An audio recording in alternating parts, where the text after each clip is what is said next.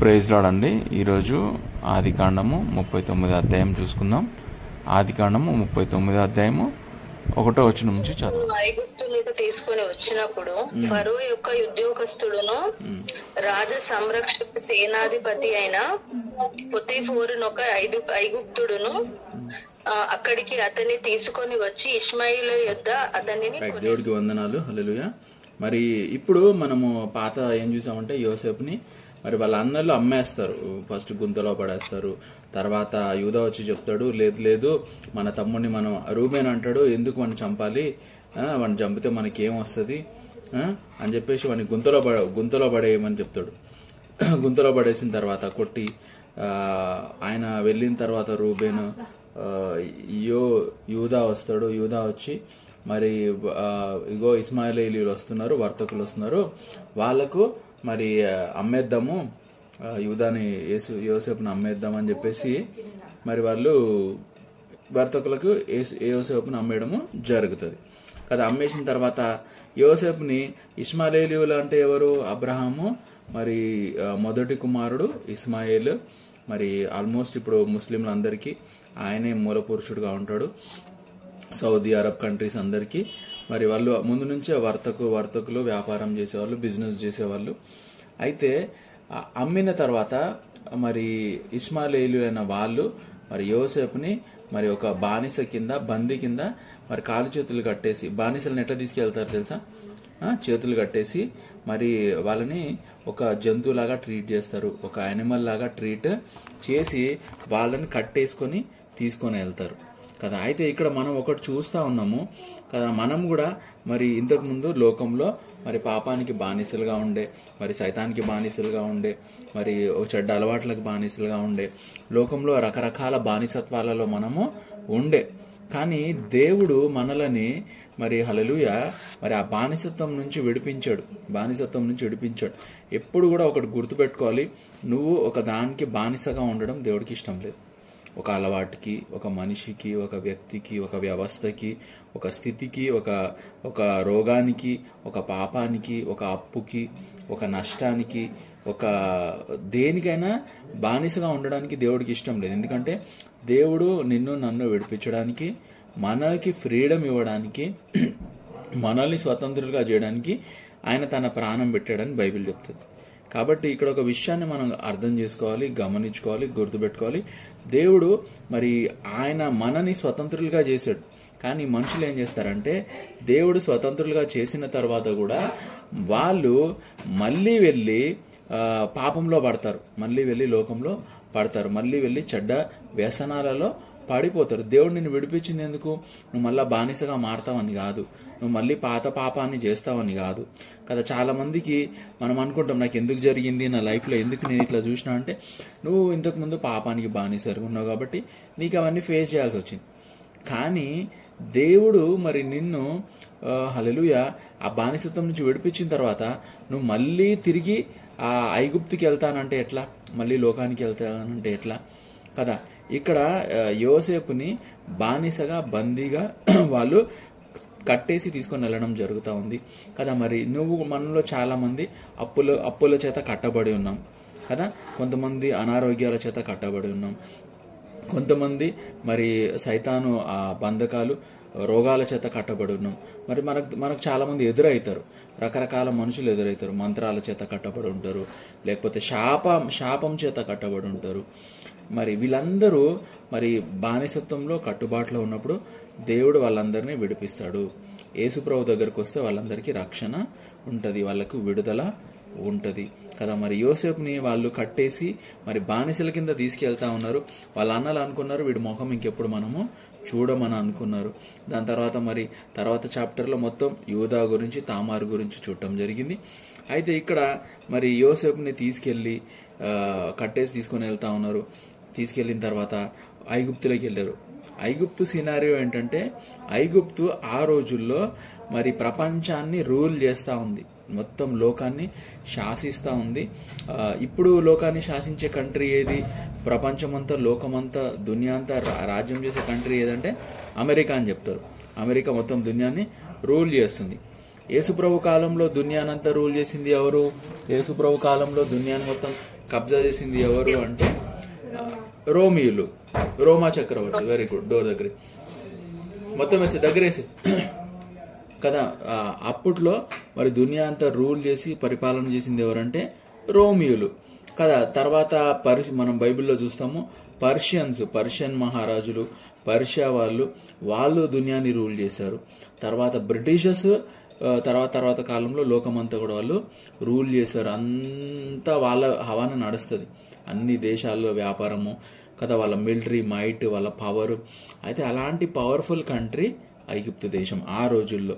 ఎందుకంటే లోకమంతా కూడా మరి హల్లెలూయా వాళ్ళు వ్యాపారం చేసేవాళ్ళు. ఇంకా ఐగుప్తు అంటే మనము బైబిల్ చదువుతా వెళ్తా ఉన్నప్పుడు మనకు ఏం తెలుస్తుంది అంటే ఐగుప్తుని దేవుడు మరి లోకంతో పోలుస్తాడు. ఐగుప్తుని దేవుడు లోకంతో పోలుస్తాడు. మరి ఎందుకంటే ఐగుప్తులో విగ్రహారాధన ఉంటుంది. ఈ రోజు కూడా మరి టూరిస్టులు ఐగుప్తు వెళ్ళినప్పుడు అక్కడ వాళ్ళకి ఏం కనిపిస్తుంది అంటే పెద్ద పెద్ద విగ్రహాలు కనిపిస్తాయి.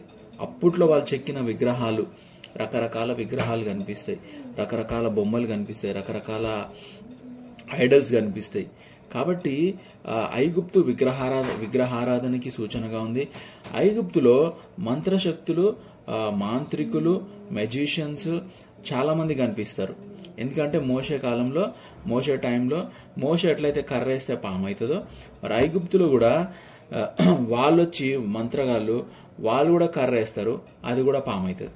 అంటే దైవశక్తి ఉంది, దానికి ధీటుగా వీళ్ళ దగ్గర మరి మంత్రశక్తి ఉండే, చాలా చాలా మ్యాజికల్ పవర్స్ మరి వాళ్ళ దగ్గర ఉండే. మరి ఐగుప్తుని పరిపాలన చేసే రాజుని ఏమంటారంటే ఫరో అంటారు. మామూలుగా రాజు అంటాము, లేదంటే బాద్షా అంటాము, ఎంపరర్ అంటాం కదా, మరి సీజర్ అంటారు రోమన్స్.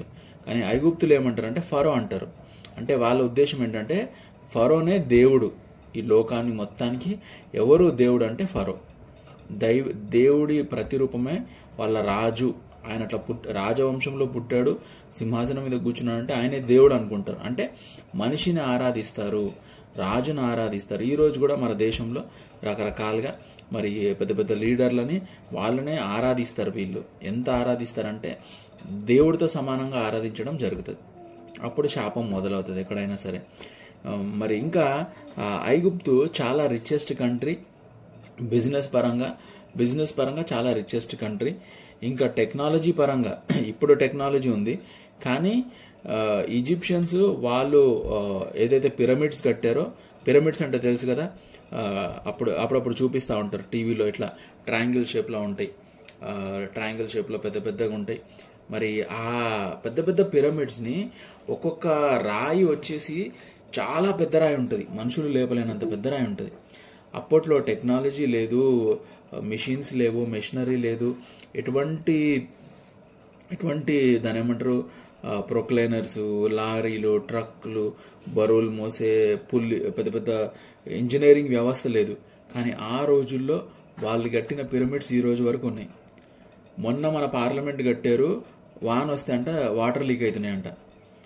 మొన్న కొన్ని కోట్ల రూపాయలు పెట్టి ఖర్చు కడితే వాన వస్తే వాటర్ లీక్ అవుతున్నాయి పార్లమెంట్లో. కానీ ఆ రోజుల్లో వాళ్ళు కట్టిన పిరమిడ్ చెక్కు చెదరట్లేదు. వాళ్ళకి ఎంత పవర్ఫుల్ అంటే అంత ఇంజనీరింగ్ టెక్నాలజీ ఉంది, అంత అడ్వాన్స్డ్గా ఉంది. అక్కడ ఎక్కడైతే టెక్నాలజీ అడ్వాన్స్డ్గా ఉందో, ఎక్కడైతే వ్యాపారము బాగా జరుగుతుందో, భయంకరంగా వ్యాపారం ఉందో, ఎక్కడైతే దాని ఏమంటారు సుఖభోగాలు, ఎంజాయ్మెంట్, ఎంటర్టైన్మెంట్. ఎందుకంటే మరి ఎప్పుడైనా మీరు మ్యూజియంకి వెళ్ళినప్పుడు మరి ఈజిప్ట్కి సంబంధించిన, ఐగుప్తుకు సంబంధించిన మరి ఆ సెక్షన్కి మీరు వెళ్ళినప్పుడు వాళ్ళ రాణులని, వాళ్ళ రాజులని చాలా కలర్ఫుల్గా వాళ్ళు వేసుకునే మేకప్ కానీ, వాళ్ళు తయారయ్యే విధానం కానీ, వాళ్ళ బట్టలు కానీ, ఫ్యాషన్ కానీ చాలా గొప్పగా ఉంటుంది, చాలా గ్రాండ్గా ఉంటుంది, చాలా అందంగా కనిపిస్తుంది. అంటే హల్లెలూయా, మనిషికి అడ్వాన్స్డ్గా, చాలా గొప్పగా, చాలా గ్రాండ్గా, ఒక గ్రేట్ సివిలైజేషన్గా ఐగుప్తున్న కాలంలో మరి అలాంటి దేశానికి మరి యోసేపు బానిసగా వెళ్ళాడు, బానిసగా అమ్మబడ్డాడు కదా. ఆయనకు వచ్చిన కళ ఏంటి? ఆయన ఒక గొప్ప వ్యక్తి అవుతాడు, తన సహోదరులందరూ తనకు నమస్కారం చేస్తారని ఆయన కలగన్నాడు. కానీ ఇక్కడ ఆయన కలకి ఆయనకు జరిగేదానికి ఎక్కడ ఏం పొంతన లేదు కదా. ఆయనకు జరిగేదానికి ఏం పొంతన లేదు. ఆ కళ వచ్చినందుకే వాళ్ళు దేశించడం మొదలుపెట్టారు. ఆ కళ వచ్చినందుకే వాళ్ళ నాన్న కూడా కోప్పడతాడు. కానీ ఆ కళకి యోసేపు జరిగేదానికి ఎక్కడ కూడా మ్యాచింగ్ అనేది మనం చూడము. హల్లెలూయా. మరి యోసేపుని వాళ్ళు మరి అట్లాంటి ఐగుప్తు దేశానికి బందీగా తీసుకెళ్ళిన తర్వాత మరి అడ్వాన్స్డ్ కల్చర్ కదా, యోసేపు అక్కడ చెడిపోవడానికి తనకి ఎంత రిగ్రెట్ ఉండొచ్చు అంటే తను ప్రేమించిన అన్నలు, తను ఇష్టపడ్డ అన్నలు అంత ద్వేషం పెట్టుకొని చంపాలన్నంత పగ పెట్టుకొని చంపేంత పని చేసి మరి బానిస కింద మరి అతనిని వాళ్ళు మరి ఒక వస్తువును అమ్మేసినట్టు, మరి ఒక సరుకును అమ్మేసినట్టు, ఒక ప్రాణం లేని ఒక దాన్ని ఏమంటారు కోళ్ళని మేకలను నమ్మినట్టు మరి యోసేపుని అమ్మేశారు. కాబట్టి ఎంత రిగ్రెట్ ఉండాలి యోసేపు మనసులో, ఎంత బాధ ఉండాలి, ఎంత ద్వేషం ఉండాలి, అన్నల మీద ఎంత కోపం ఉండాలి, ఎంత కక్ష ఉండాలి, ఎంత పగ ఉండాలి, దేవుడి మీద ఎంత కోపం రావాలి కదా. ఇక్కడ ఫస్ట్ మనకు దేవుడి మీద కోపం వస్తుంది కదా. ఎందుకంటే మనం అందరికీ మంచి చేయాలని, మంచిగా ఉండాలని, అందరికీ సపోర్ట్ చేయాలని చాలా కష్టపడతాం. వాళ్ళ ఇళ్ళల్లో మీటింగ్ పెడతాం, ప్రేయర్ చేస్తాము, లేకపోతే చాలా రకాలుగా మనము మరి ఎన్నో విధాలుగా మనము మరి మంచిగా ఉన్నప్పుడు మన మీద మరి నిందలు వచ్చినప్పుడు, అపవాదులు వచ్చినప్పుడు, మనని తప్పుగా బ్లేమ్ చేసినప్పుడు, మన మీద రాళ్ళు వేసినప్పుడు, మన వెనుక ఎగతాళిగా మాట్లాడుకున్నప్పుడు, మన మీద జోకులు వేసుకున్నప్పుడు, మరి ఇవన్నీ తెలిసినప్పుడు చాలా చాలా బాధ అనిపిస్తుంది. చాలా చాలా బాధ, చెప్పలేనంత బాధ అనిపిస్తుంది. కోపం వస్తుంది, దేవుడి మీద కోపం వస్తుంది. ఎందుకు దేవా నువ్వు నన్ను ఇట్లా చేసినావు కదా. మరి యోసేపుకి మరి ఆయన అప్పటికే మరి యవనస్తుడు, యంగ్ ఏజ్ పర్సన్ ఉంటాడు. మరి ఆయనకి ఎంత బాధ ఉండాలి, ఎంత వేదన ఉండాలి, ఆయనకి ఎంత పెయిన్ ఉండాలి, ఎంత జలసీ ఉండాలి కదా. హల్లెలూయా. కానీ యోసేపుని మనము మరి తర్వాత చూస్తాము. మరి యోసేపులో ఆ యాంగ్జైటీ కానీ, ఆ యానిమోసిటీ, ఇంకా ముఖ్యంగా ఇట్లాంటి జరిగినప్పుడు ఆ పర్సన్ చాలా యాంగ్జైటీలోకి వెళ్ళిపోతాడు, డిప్రెషన్లోకి వెళ్ళిపోతాడు, బాధలోకి వెళ్ళిపోతాడు కదా. ఎందుకంటే ఇక్కడ మనం చెప్పుకోవడానికి నాకు నువ్వు, నీకు నేను, మనకు మీరు, మేము, సంఘము, అమ్మ నాన్న, లేకపోతే ఫ్రెండ్స్ వీళ్ళందరూ ఉన్నారు. యోసేపుకి అక్కడ మాట్లాడటానికి ఎవరు లేరు. కొత్త భాష, కొత్త లాంగ్వేజ్, కొత్త భాష. మరి వాళ్ళ భాష ఈయనకు వస్తుందో రాదో తెలీదు. మరి ఈయనేమో హీబ్రూ భాష మాట్లాడతాడు. మరి ఈజిప్షియన్స్ మరి చాలా భాషలు మాట్లాడతారు అనుకుంటా. మరి ఈజిప్షియన్ భాష అయి ఉంటుంది కదా. హాగర్ కూడా ఈజిప్షియన్ ఆమె. మరి ఇంతకుముందు మీరు చెప్పినట్టు హాగర్ కూడా ఐగుప్తురాలే కదా. హల్లెలూయా. మరి అన్యురాలు, ఐగుప్తురాలు. అయితే ఇక్కడ చూడండి, మనము హాగర్ లైఫ్కి వచ్చేటప్పటికి హాగర్ని అబ్రహాము ఐగుప్తు నుంచి తెస్తారు. అబ్రహాంకి భారీగా ఉంటుంది. కానీ హాగర్ కొడుకనే ఇష్మాయేలు వాళ్ళ సంతతి వాళ్ళు మళ్ళీ హాగరు ఏ ఊరు నుంచి వచ్చిందో ఐగుప్తు అక్కడికే వ్యాపారానికి వెళ్తా ఉన్నారు కదా. అంటే దాని ఏంటి, వాళ్ళ రూట్స్ వాళ్ళు వెతుక్కుంటూ వెళ్తా ఉన్నారు. వాళ్ళ అమ్మగారు హాగరు ఇష్మాయిలీలందరికీ తల్లి అయితే ఆమె ఏ ఊరు నుంచి వచ్చిందో అక్కడికే వీళ్ళు వ్యాపారానికి వెళ్తా ఉన్నారు. ఇది ఒక పాయింట్ మనం నోట్ చేసుకోవాలి. ఎందుకంటే మనం ఎక్కడి నుంచి వచ్చామో, మనం ఎక్కడికి వెళ్తున్నామో మన పిల్లలు అక్కడికే వెళ్తారు. ఏసావు వాళ్ళ వైఫ్ కూడా ఇష్మాయిల్, వెరీ గుడ్ క్రిస్టియన్ కదా. ఇష్మాయిల్ వైఫ్ కూడా మరి ఆమె కూడా ఇష్మాయిల్ వంశస్థురాలే.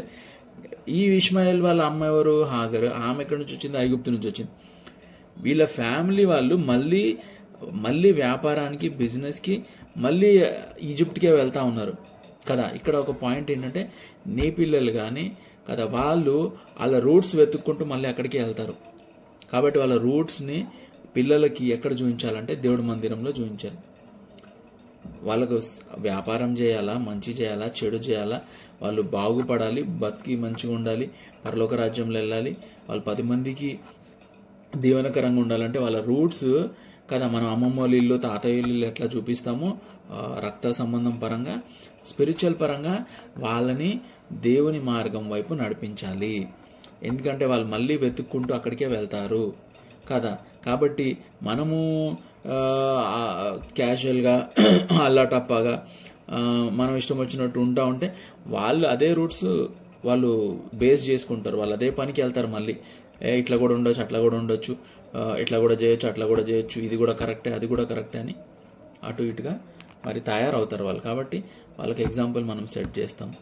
మరి ఇక్కడ మరి ఇష్మాయేలీయుల సంగతి ఎట్లా ఉంటే, యోసేపు మరి ఊరుగానూరు భాష, మరి ఆయన బాధ ఎవరితో చెప్పుకుంటాడు, యంగ్ పర్సన్ కదా, ఎవ్వరు పాపం అనరు, చూస్తే హట్టాకట్టా ఉంటాడు. ఇక్కడ బైబిల్ ఏమని చెప్తుందంటే అతను చాలా చూడడానికి చక్కగా ఉన్నాడు, చూడడానికి చాలా అందంగా ఉన్నాడు, చాలా స్మార్ట్గా ఉన్నాడు, చాలా హ్యాండ్సమ్గా ఉన్నాడని మరి బైబిల్ చెప్తా ఉంది. అయితే హల్లెలూయా, యోసేపుని బానిసలుగా కట్టి, మరి బానిసత్వానికి కట్టి, మరి ఐగుప్తులో ఉన్న మరి పోతిఫర్ అనే రాజు యొక్క సంరక్షకుడు, అంటే రాజుకు బాడీ గార్డ్, అంటే రాజు ప్రాణము ఈ బాడీ గార్డ్ అధిపతి పోతిఫర్ మీద డిపెండ్ అయి ఉంటుంది. రాజ సంరక్షక సేనాధిపతి కదా, రాజుకి ప్రైమ్ మినిస్టర్లకి బాడీ గార్డ్స్ ఉంటారు కదా, వాళ్ళందరికీ కమాండర్గా ఉన్న పోతిఫర్ అతని దగ్గరికి తీసుకొని వచ్చిన ఇష్మాయేలీయులు ఇష్మాయేలీయుల వద్ద అతనిని కొనెను, డబ్బులకి కొన్నాడు. ఎవరు కొన్నారు కదా, ఈ పోతిఫర్ కొన్నాడు. ఇక్కడ మనము ఏం చూస్తున్నామంటే, వీళ్ళైతే యోసేపుని గుంతలో పడేయగలిగారు, వీళ్ళైతే యోసేపుని అమ్మేయగలిగారు, కానీ తర్వాత తన జీవితము, యోసేపు యొక్క లైఫ్ మరి హల్లెలూయా, మరి దేవుడు ఇక్కడ దాని ఏమంటారంటే కాయిన్స్ మూవ్ చేయడం మనం చూస్తాం. దేవుడు మరి ఆ మూమెంట్ని తీసుకురావడం మనం ఇక్కడ గమనిస్తాం. ఎట్లా గమనిస్తామంటే, పోతిఫర్ ఐగుప్తులో అన్ని చాలా మంది ఉన్నారు, ధనవంతులు, బానిసలని డబ్బులు పెట్టి కొనుక్కొని ఇళ్ళలో పని కోసం పెట్టుకోవడానికి చాలా మంది ఉన్నారు. కానీ దేవుడు యోసేపుని పోతిఫర్ ఇంటికి పంపించాడు. పోతిఫర్ ఒక మంచి, ఆయన అంత కమాండర్గా అంత పెద్ద వ్యక్తిగా ఉన్నా కూడా పోతిఫర్ ఒక మంచి వ్యక్తి, జాలిగల వ్యక్తిగా చూస్తాము, చాలా ప్రేమగల వ్యక్తిగా చూస్తాము, జ్ఞానం గల వ్యక్తిగా చూస్తాం. ఎందుకంటే ఇక్కడ ఏమని రాసి ఉంటుందంటే, యెహోవా యోసేపునకు తోడై ఉండెను గనుక అతడు వర్ధిల్లుచు తన యజమానుడకు ఆ ఐగుప్తి ఇంట ఉండెను. యెహోవా అతనికి తోడయుండెననియు అతను చేసినదంతయు అతని చేతిలో యెహోవా సఫలము చేసిననియు అతని యజమానుడు చూచినప్పుడు యోసేపు మీద అతనికి కటాక్షము కలిగెను. హల్లెలూయా. ఈయనకి ఎంత తెలివి, ఇంత జ్ఞానం ఉందంటే, ఈయన గమనించాడు యోసేపుకి దేవుడు తోడై ఉన్నాడని, బానిసకి దేవుడు తోడై ఉన్నాడు, పొరుగు దేశంలో దేవుడు తోడై ఉన్నాడు, తండ్రి లేడు, తల్లి లేదు, తల్లి చనిపోయింది, తండ్రి ముసలోడు, ఏమీ చేయలేడు, అన్నలు సపోర్ట్ చేసే వ్యక్తులు కాదు, ఎవరు కూడా నా అనేవాళ్ళు లేరు, ఊరుగాని ఊరిలో ఉన్నాడు, దేశం కాని దేశంలో ఉన్నాడు, దిక్కులేనివాడుగా ఉన్నాడు కదా, దిక్కులేని బతుకుతాడు, దిక్కులేని చావు చేస్తాడని అనుకుంటే పొరపాటే. ఎందుకంటే యోసేపు విషయంలో యోసేపుకు యెహోవా తోడై ఉన్నాడు. మరి ఈ ప్రార్థనలో నువ్వు కూర్చున్నావు, ఈ వాక్యం నువ్వు వింటున్నావు అంటే యెహోవా నీకు తోడై ఉన్నాడు కదా. నీ కంపెనీలో, నీ జాబ్లో, నీ ఉద్యోగంలో, నీ హైదరాబాద్లో, నీ బంజారా హిల్స్లో కదా, నీ గచ్చిబౌలిలో కదా, నువ్వు చేసే ప్లేస్లో యెహోవా నీకు తోడై ఉన్నాడు. అది మటుకు ఎప్పుడు కూడా మర్చిపోవడానికి వీలు లేదు. నువ్వు ఏ ఊరు వెళ్ళినా, ఏ దేశం వెళ్ళినా, ఎక్కడ కాలు పెట్టినా యెహోవా నీకు తోడై ఉంటాడు కదా. హల్లెలూయా. చర్చికి ఎందుకు వెళ్ళాలి, ప్రార్థన ఎందుకు చేసుకోవాలి, వెళ్ళకపోతే మా ఇంట్లో కూర్చొని గోడకు తిరిగితే దేవుడు ఉండడా కదా, ఉంటాడు. నువ్వు ఏ ఊరు వెళ్ళినా అక్కడ ఉంటాడు కదా. హల్లెలూయా. కాబట్టి ఇక్కడ ఉన్నటువంటి దేవుడి దగ్గర ఎందుకు దేవుడు యోసేపుకు తోడుగా ఉన్నాడంటే, యోసేపు చెడుతనాన్ని అసహించుకున్నాడు, చెడుతనాన్ని సహించేవాడు కాదు, చెడుతనాన్ని కంప్లైంట్ చేసేవాడు, వాళ్ళ నాన్నకి కంప్లైంట్ చేసేవాడు, దానికి నచ్చేది కాదు. ఇక్కడ మనము యోసేపులో మనము మరి అబ్రహాముకున్న విశ్వాసాన్ని చూస్తాము, మరి యాకోబుకున్న ఇంట్రెస్ట్ని చూస్తాము, ఇసాకుకున్న శ్రద్ధని మనము చూస్తాం కదా. హల్లెలూయా. మరి అది ఆ జనరేషన్ అవుట్ ఆఫ్ జనరేషన్ ఆ విశ్వాసం అనేది ఒకరి తర్వాత ఒకరికి వస్తూ ఉంది. ఇక్కడ యోసేపు చేసిన ప్రతి పనిని దేవుడు వర్ధిల్ల చేశాడంట కదా. హల్లెలూయా. మరి దేవుడు నీకు తోడుగా ఉన్నప్పుడు నువ్వు చేసే పని వర్ధిల్లుతుంది, ఆశీర్వదించబడుతుంది, దీవించబడుతుంది కదా. నువ్వు అనుకోవచ్చు నాకు జీతం కొంచెమే ఉంది, నాకు ఉద్యోగం చిన్నగా ఉంది అని అనుకోవచ్చు, కానీ దేవుడు నిన్ను పరీక్ష చేసి వెరీ గుడ్, చాలా మంచి భక్తి చేస్తున్నావు, చాలా హల్లెలూయా నమ్మకస్తుడివి అని తెలిసిన తర్వాత దేవుడు మరి వర్ధిల్ల చేయడం మొదలు పెడతాడు, దీవించడం మొదలు పెడతాడు. ఎట్లా దీవిస్తాడంటే ఫాస్ట్గా జరుగుతుంది. ఇప్పుడు వెయిట్ చేసే పీరియడ్లో ఎంత స్లోగా లేట్గా జరుగుతుంది అనిపిస్తుందో, తర్వాత ఆశీర్వాదాలు అంతే ఫాస్ట్గా పెద్ద కుంభవర్షం లాగా కురుస్తాయి. అది గుర్తుపెట్టుకోవాలి. మరి యోసేపు చేసిన ప్రతి పనిని దేవుడు వరదిల్ల చేస్తా వచ్చాడు.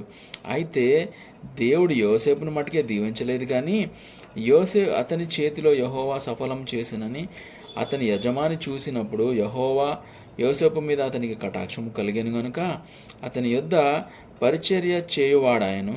మరియు అతడు తన ఇంటి మీద విచారణకర్తగా అతన్ని నియమించి తనకు కలిగినదంతా తన చేతిగా. ఎప్పుడైతే ఈయన చూశాడో ఈయనకు అర్థమైపోయింది కదా, హల్లెలూయా. ఆయన చూస్తున్నాడు, గమనిస్తున్నాడు యోసేపు ఎప్పుడు లేస్తున్నాడు, ఆయన ప్రార్థన చేసుకొని ఉంటాడు కదా యోసేపు కదా.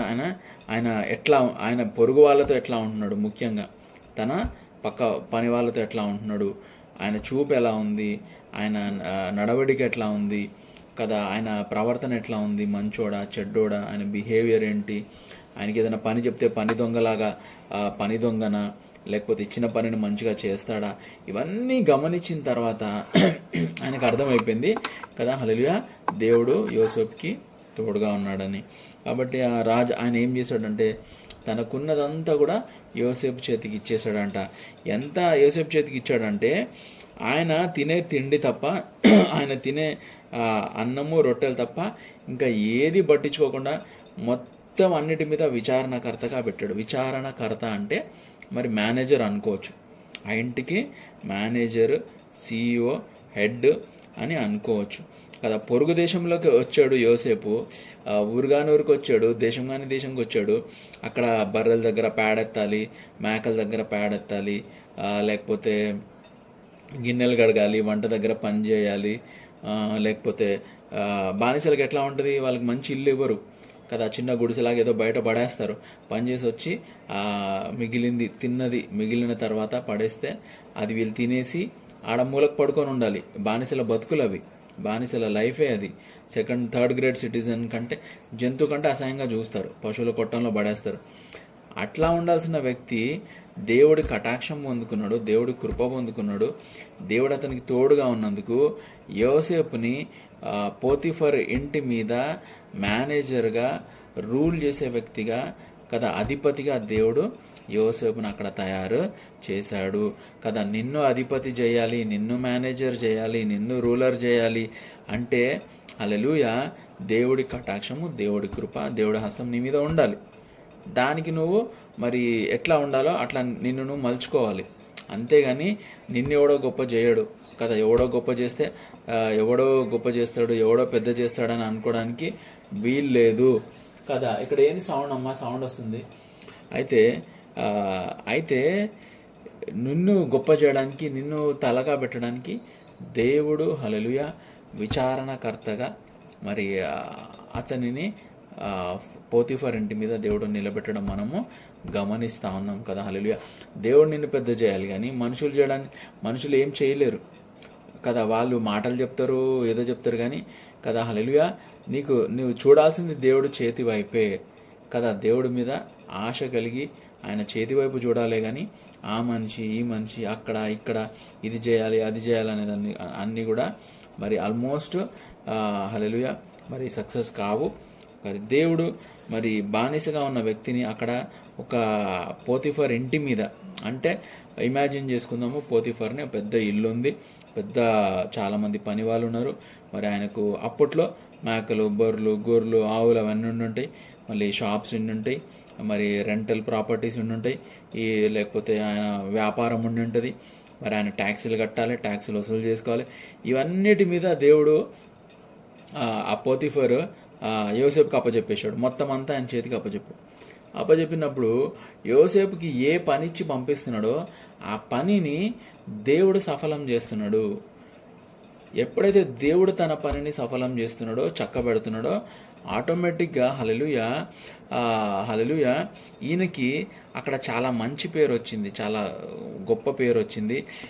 అక్కడ తన సొంత ప్రజలైన ఐగుప్తుల కంటే కూడా, మరి ఆ పోతిఫర్ రక్త సంబంధుల కంటే కూడా, వాళ్ళ బామ్మరుదులు బావల కంటే కూడా, మరి వాళ్ళ ఊరోళ్ళ కంటే కూడా, ఊరుగానూరు దేశం నుంచి వచ్చిన యోసేపు అధికారిగా, మరి రూలర్గా ఉండడం మనం అక్కడ చూస్తూ ఉన్నాము.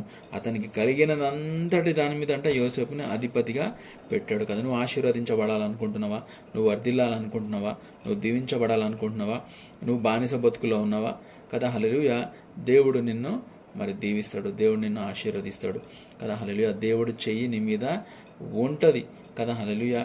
కానీ మరి యోసేపుని వాళ్ళ అన్నలు కొట్టారు, గుంతలో పడేశారు, ఆయనకున్న డ్రెస్ లాగేసుకున్నారు, అవమానించారు. దారంతా ఇస్మాయిలీలు మరి ఆయన మీద జోకులు వేసి ఉంటారు కదా, ఆయన ఒకలాగా ట్రీట్ చేసి ఉంటారు. అప్పటికే ఆయన కృంగిపోయి డిప్రెషన్లో వెళ్ళిపోయి సూసైడ్ చేసుకుంటాను, నేను చచ్చిపోతాను, లేకపోతే నేను అని అయిపోయి ఉంటే కదా. హల్లెలూయా. యోసేపు ఈరోజు ఆ ఇంట్లో అధిపతిగా ఉండేవాడు కానే కాదు. కాబట్టి యోసేపుకున్న మరి హల్లెలూయా మరి అలాంటి దాన్ని ఏమంటారు అంటే మనసు, యోసేపుకున్న మనసు, యోసేపుకున్న హార్ట్ మన పిల్లలకు ఉండాలి. ఎందుకంటే యవనస్తులకు ఉండాలి, పిల్లలకు ఉండాలి. ఎందుకంటే యోసేపుకి తోడైన దేవుడు నీకు కూడా తోడై ఉంటాడు. అది గుర్తుపెట్టుకోవాలి. అడగాలి, దేవా యోసేపుకి ఎట్లా తోడైనో అట్లా నువ్వు నాకు తోడై ఉండు దేవా అని మరి దేవుడిని అడగాలి. అది అతను చేసిన పని అంతా కూడా దేవుడు దీవిస్తూ ఉన్నాడంట. మరి యెహోవా ఆశీర్వాదము ఇంటిలోనేమి, గుర్తుపెట్టుకోండి కదా. హల్లెలూయా. ఎంత బాగా చెప్తున్నాడు. దేవుడు ఆశీర్వాదం అంట ఇంటిలోనేమి కదా, ఇంట్లో కూడా, పొలంలో ఏమి, అతనికి కలిగిన సమస్తము మీద ఉండెను కదా. హల్లెలూయా. మరి దేవుడు ఆశీర్వాదము నీ పొలం మీద, నీ ఇంటి మీద, నీకు కలిగిన సమస్తం మీద దేవుడు దాన్ని ఉంచుతాడు. అతడు తనకు కలిగినదంతయు యోసేపు చేతి కదా. ఎప్పుడైతే దేవుడు అతనిని దీవిస్తా ఉన్నాడో, ఆశీర్వదిస్తా ఉన్నాడో, మరి కలిగినది మొత్తం కూడా మరి ఆ పోతిఫర్ మరి హల్లెలూయా యోసేపు చేతికి అప్పచెప్పాడు. ఇక్కడ అంతా బాగా జరుగుతుంది, ఇంకా పర్వాలేదు, అమ్మయ్య ఇప్పుడు ఊపిరి తీసుకోవచ్చు, దేవుడు నన్ను మరి ఇక్కడికి తీసుకొచ్చి పెట్టాడు, మరి ఇప్పుడు నేను మేనేజర్ అయ్యా, నా చేతి కింద పనులు ఉన్నారు, అమ్మయ్య నేను మంచిగా ఇప్పుడు సెటిల్ అయిపోతున్నా అనే టైంకి ఒక పెద్ద రాయొచ్చు పడుతుంది. 7వ వచనం నుంచి చదవనమ్మా. 7వ వచనం నుంచి 7. అటు తర్వాత అతని యజమానుని భార్య యోసేపు మీద కన్ను వేసి తనతో శయనించమని చెప్పాడు. అయితే అతడు ఒప్పక, నా యజమానుడు తనకు కలిగినదంతయు నా చేతికి అప్పగించను గదా, నా వశమున తన ఇంటిలో ఏమి ఉన్నదో అతడు ఎరుగడు. ఈ ఇంటిలో నాకంటే పైవాడెవడునూ లేడు. నీవు అతని భార్యనై అందున నిన్ను తప్ప మరి దేనిని నాకు అప్పగింపకై ఉండలేదు. కాబట్టి నేనెట్లు ఇంత ఘోరమైన దుష్కార్యం చేసి దేవునికి విరోధముగా పాపము కట్టుకుందునని తన యజమాని భార్యతో అన్నాడు. దినదినం ఆమె యోసేపుతో మాట్లాడుచుండెను గాని అతడు ఆమెతోనే శయించుటకైనను ఆమెతో నుండుటకైనను ఆమె మాట విన్నవాడు కాడు. అట్లుండగా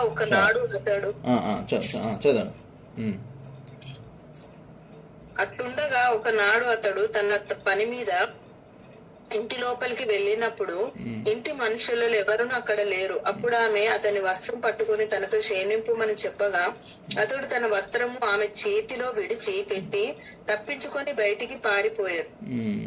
అతడు తన వస్త్రమును ఆమె చేతిలో విడిచి తప్పించిపోవుట ఆమె చూసినప్పుడు తన ఇంటి మనుషులు పిలిచి, చూడుడి, అతడు మనలను ఎగతాళి చేయుటకు ఒక హెబ్రీయుని మన యుద్ధకు తెచ్చి ఉన్నాడు.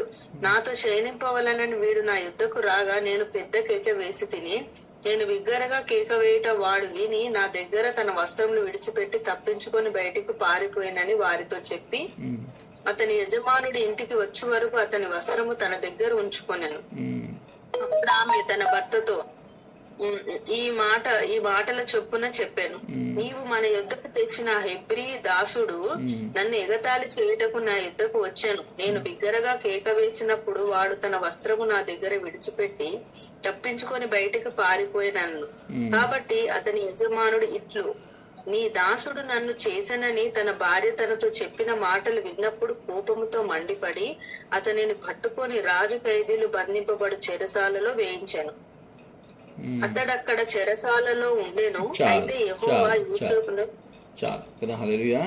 కాబట్టి ఇక్కడ చూస్తా ఉన్నాం, అంత ప్రశాంతంగా ఉంది, బాగుంది అనుకున్న టైంకి మరి హల్లెలూయా, మరి సైతాను మరి ఆ పోతీఫర్ భార్యలో దూరి ఆమె యోసేపు మీద కన్ను వేసి కదా. హల్లెలూయా. మరి దేవుడు నిన్ను దీవిస్తా ఉన్నాడు, ఆశీర్వదిస్తా ఉన్నాడు. మరి దేవుడు నీకు తోడై నడిపిస్తా ఉన్నప్పుడు నువ్వు అమ్మ హాయిగా ఉన్నావని అనుకోవడానికి లేదు. ఎందుకంటే సైతాను నీ మీద కన్నేస్తుంది కదా. మంచి సేవ చేస్తున్నారు, మంచి వాక్యాలు చెప్తున్నారు, మంచి ఇది చేస్తున్నారు టయానికి అబ్బాబ్బాబ్బా రే కన్ను సైతాన్ కన్నేస్తుంది. కన్నేసి కదా చర్చ్ నిండుగా ఉంది, మంచిగా అందరూ ఆత్మ పొందుకుంటున్నారు, దేవుడు ప్రవచనాలు మాట్లాడుతున్నాడు, మంచిగా అందరూ హ్యాపీగా దాన్ని ఏమంటారు హల్లెలూయా, అందరూ మంచిగా ఆత్మ పొందుకుంటున్నారు, సేవ చేస్తున్నారు, ఇంకా డెవలప్ అవుతున్నాము, గొప్ప గొప్ప విషయాలు మాట్లాడేటప్పటికి కదా సైతాన్ కన్నేస్తుంది. ఎట్లా వేయాలో వేస్తుంది, ఎవరి ద్వారా వేయాలో వేస్తుంది కదా. వేసిన తర్వాత ఇక్కడ యోసేపు మీద మరి ఆమె కన్నేసి కదా ఆయనని బలవంతం చేయబోయింది కదా. అప్పుడు మరి యోసేపు ఆమెకు ఒక మంచి చక్కని ప్రత్యుత్తరం ఇస్తాడు కదా, మంచి చక్కని ప్రత్యుత్తరం ఇస్తాడు కదా. ఏమంటాడు అంటే కదా, నా దేవునికి విరోధముగా కదా హల్లెలూయా, ఎంత ఘోర మరి నా యజమాని నన్ను నమ్మాడు, నమ్మకంగా నా చేతికి ఇల్లంతా అప్పచెప్పినప్పుడు నేను ఇంతటి ఘోర దుష్కార్యం నేను ఎట్లా చేస్తాను, నా దేవునికి విరోధముగా పాపము కట్టుకుందునని మరి ఆ యజమాని భార్యతో చెప్పి కదా హల్లెలూయా చెప్పినప్పుడు కూడా మరి దినదినము ఆమె యోసేపుతో మాట్లాడుచుండెను కానీ యోసేపు ఆమెతోటి మరి శయనించుటకైనను ఆమెతో నుండుటకైనను ఆమె మాట వినువాడు కాడు కదా. ఈ టెంప్టేషన్, ఈ శోధన మరి యోసేపుకి మరి హల్లెలూయా మరి దినదినము వస్తూ ఒక్కరోజు జరిగింది కాదు. మనం బైబిల్ చదివినప్పుడు చాలామంది ఏమనుకుంటారంటే ఆమె కన్నేసింది, ఒకరోజు ఆయన ఇట్లా ఇంట్లోకి వెళ్ళినప్పుడు ఆయన డ్రెస్ పట్టుకుందనే అనుకుంటాం. కానీ ఈ వచనం ఏం ఎక్స్ప్లెయిన్ చేస్తుందంటే యోసేపు చాలా శోధించబడ్డాడు, టెంప్టేషన్కి గురయ్యాడు. యవనస్తుడు, ఊరుగానూరు, దేశం కాని దేశము కదా హల్లెలూయా. మరి ఊరుగానూరు, దేశం కాని దేశము. ఎవరు ఆయన మంచి చేసినా మంచి అని మెచ్చుకునే వాళ్ళు లేరు, చెడు చేసినా నువ్వు చెడు అని అనేటోళ్ళు లేరు, ముందు వెనక ఎవరు లేరు. కానీ యోసేపు మరి దేవుడిని ముందు పెట్టుకొని నడుస్తున్నాడు కాబట్టి దేవుడు చూస్తున్నాడనే భయము యోసేపుకు ఉండింది కదా హల్లెలూయా. మరి అతనిని ఎంతగా ఇబ్బంది పెట్టినా మరి దినదినం అంట ప్రతిరోజు అతనితో మాట్లాడటం కదా, అతన్ని మరి వశపరుచుకోవడానికి, టెంప్టేషన్ గురి చేయడానికి మరి ఆమె ప్రయత్నాలు చేస్తూ ఉండింది. మరి ఒకరోజు దొరికాడు. ఒకరోజు దొరికిన తర్వాత ఏం పట్టుకుందంటే అతని పై వస్త్రం పట్టుకుంటే అక్కడి నుంచి పారిపోయాడు కదా హల్లెలూయా. యవనస్తులు పాపం నుంచి దూరంగా పారిపోవాలి కదా. ఎందుకంటే అక్కడ నిలబడి నువ్వు ఫేస్ చేసి తట్టుకునే అంత దాని ఏమంటారంటే నిగ్రహము మరి ఏ మనిషికి కూడా ఉండదు. కాబట్టి అక్కడి నుంచి పారిపోవడమే బెటర్, ఎస్కేప్ అవడమే బెటర్. మరి పౌలు కూడా తిమోతికి చెప్తాడు, యవనస్తుడా, పౌలు తిమోతికి రాసినప్పుడు అంటాడు, యవనస్తుడా యవనేచ్ఛల నుండి నువ్వు పారిపో కదా. ఈ శరీర లోకానుసారమైన శరీరకు సంబంధమైన కోరికల నుండి నువ్వు పారిపో అని మరి పౌలు తిమోతికి చెప్తాడు కదా. యేసు ప్రభువు కూడా మరి హల్లెలూయా మరి ఆయన కూడా శోధించబడతాడు, ఆయన కూడా టెంప్టేషన్స్ ఫేస్ చేస్తాడు, మనలాంటి మనిషే కాబట్టి. మరి యోసేపుని ఎందుకంటే యోసేపు ఇదొక పెద్ద పరీక్ష, ఇది పెద్ద అగ్ని పరీక్ష హల్లెలూయా. మరి ఈ అగ్ని పరీక్ష మరి ఆమె శోధించినప్పుడు ఆయనని వశపరచుకోవాలని చూసినప్పుడు ఆయనతోటి పాపం చేయించుకోవాలని ఎందుకంటే యవనస్తుడు. చూడండి విచిత్రం ఏంటంటే ఇక్కడ ఒక పాయింట్ గుర్తుపెట్టుకోవాలి కదా, ఏ ఏజ్కి తగ్గ వాళ్ళకు ఏ ఏజ్కి తగ్గ టెంప్టేషన్, బలహీనత, ఏ ఏజ్కి తగ్గ వాళ్ళకు ఉండాల్సిన దాని ఏమంటారంటే ఎట్లా మనిషిని టెంప్ట్ చేయాలి, ఎట్లా మనిషిని పడేయాలి అనేది మరి సైతాన్ దగ్గర చాలా ఆయుధాలు ఉంటాయి. మన సండే మాట్లాడినట్టు దాని ఆయుధము యవనస్తుడు, పెళ్లి కాలేదు, కుర్రోడు, ఒంటరిగా ఉంటున్నాడు, మంచి దాని ఏమంటారంటే హెల్తీగా ఉన్నాడు, హ్యాండ్సమ్గా ఉన్నాడు, ఒంటరి వాడు, మరి బాడీలో హార్మోన్స్ చేంజ్ అవుతూ ఉంటాయి, బాడీలో రకరకాల చేంజెస్ వస్తూ ఉంటాయి. ఇవన్నీ టార్గెట్ చేసుకుని యోసేపు దగ్గరికి ఈమెని పంపడం జరిగింది, ఈమె టెంప్ట్ చేయడం జరిగింది. అదే చిన్నపిల్లోడు ఉన్నాడు అనుకోండి, వాడి టెంప్టేషన్స్ వేరే ఉంటాయి. చాక్లెట్ దొంగతనం చేయాలి, బిస్కెట్ దొంగతనం చేయాలి, డబ్బులు దొంగతనం చేసి కొట్లో కొనుక్కోవాలి, వాడి టెంప్టేషన్స్. కదా. తర్వాత ఇంకొకరి టెంప్టేషన్స్, ముసలి వాళ్ళ టెంప్టేషన్స్ వేరుంటాయి కదా. చాపలత్వం దాని ఏమంటారు, నాలుక మాట కదా, గొడవలు పెట్టడం. ఎవరికి ఎక్కడ ఏం టెంప్టేషన్ ఉండాలో, ఏ ఏజ్కి తగ్గ కీడు, ఏ ఏజ్కి తగ్గ శోధన ఆ ఏజ్కి ఉంటుంది. అమ్మాయి దీనిలోంచి బయటపడ్డాం అంటానికి లేదు, ఇంకోటి వచ్చి ముందు నిలబడుతుంది. కాబట్టి హల్లెలూయా. మరి యోసేపుని శోధించినప్పుడు ఆమె ఏం చేసిందంటే తన పై వస్త్రం లాక్కుంటే యోసేపు పారిపోతాడు. వచ్చి వాళ్ళందరికీ చెప్తుంది, చూడండి నన్ను ఎగతాళి చేస్తున్నాడు. వాళ్ళ ఆయన మీద కూడా కంప్లైంట్ ఇస్తుంది, మనల్ని ఎగతాళి చేయడానికి ఇక్కడ ఎవరు లేనట్టు అక్కడి నుంచి ఒక హెబ్రీయుని తీసుకొచ్చాడు అని వాళ్ళ ఆయనని పనుల ముందు కించపరుస్తుంది. వాళ్ళ ఆయన వచ్చినప్పుడు చెప్పంగానే ఆయనకి మరి చూడండి ఎంత యోసేపుని అర్థం చేసుకున్న వ్యక్తి అయినా, చూసిన వ్యక్తి అయినా భార్య మాటకు ఫైనల్ అయిపోతుంది కదా. భార్య మాట ఫైనల్, భర్త మాట ఫైనల్ అన్నట్టు. భర్త మాట ఫైనల్ కాదా నాకు తెలియదు, కానీ భార్య మాట అయితే ఫైనల్ కదా. ఆమె చెప్పంగానే ఆయనకి కోపం వచ్చి తీసుకెళ్ళి ఆయనని జైల్లో పడేశాడు. ఇక్కడ నోట్వర్తి పాయింట్, మనం మళ్ళీ బైబిల్ స్టడీ వరకు థింక్ చేయాల్సిన పాయింట్ ఏంటంటే, యోసేపు వస్త్రము వాళ్ళ అన్నలు లాగేశారు ఫస్ట్. ఆ వస్త్రాన్ని పట్టుకొని దాన్ని, ఆ రంగురంగుల వస్త్రాన్ని ఆయన ఒంటి మించి గుంజేసి దానికి మేకపిల్ల రక్తం పూసి ఆ బట్టలు దాన్ని వికారం చేసే వరకు వాళ్ళ అన్నలకు మనశ్శాంతి రాలేదు. ఇక్కడ చూస్తే ఈమె కూడా యోసేపు వస్త్రం మీద ఆమె చేయబడింది, పట్టుకుందంట. సాయంత్రం వరకు ఆ డ్రెస్ని అట్లనే చేతిలో పట్టుకుందంట, ప్రూఫ్, సాక్ష్యం చూపించడానికి. ఆమె నేను ఇంత మంచిదాన్ని, వాడు ఇంత దుర్మార్గుడని చెప్పడానికి కదా. హల్లెలూయా. ఆ వస్త్రాన్ని మనము మరి ఏమనుకోవచ్చు చెప్పండి. మనకు కూడా వస్త్రం ఉందా? మనకు కూడా ఉందా అలాంటి వస్త్రము? మనం చూసామా ఇంతకుముందు వాక్యము? నిద్రపోతున్నారు అందరూ మంచిగా? నిద్రపోతున్నారు కదా. నీకుందా వస్త్రము? నీకు వస్త్రం ఉందా? బాప్తిజం అనే వస్త్రం ఉంది, రక్షణ వస్త్రం ఉంది, దేవుడి శరీర రక్తంలో పాలు పొందుతున్నా కదా. యోసేపు వస్త్రము పోతిఫర్ భార్య లాగేసుకుంటుంది, ఆమె చేతిలో ఉంటుంది సాయంత్రం వరకు. ఆమె డ్రెస్ సాక్షార్థంగా పట్టుకుంటుంది కదా. ఎందుకు ప్రతి ఒక్కళ్ళు వచ్చి యోసేపు వస్త్రం మీద పడుతున్నారు? మాటికి వస్తారు, ఆయన వస్త్రం పట్టుకుంటారు. మాటికి వస్తారు, అన్నలేమో వస్త్రం గుంజేసి రక్తంలో తడిపేసి అయిపోయింది.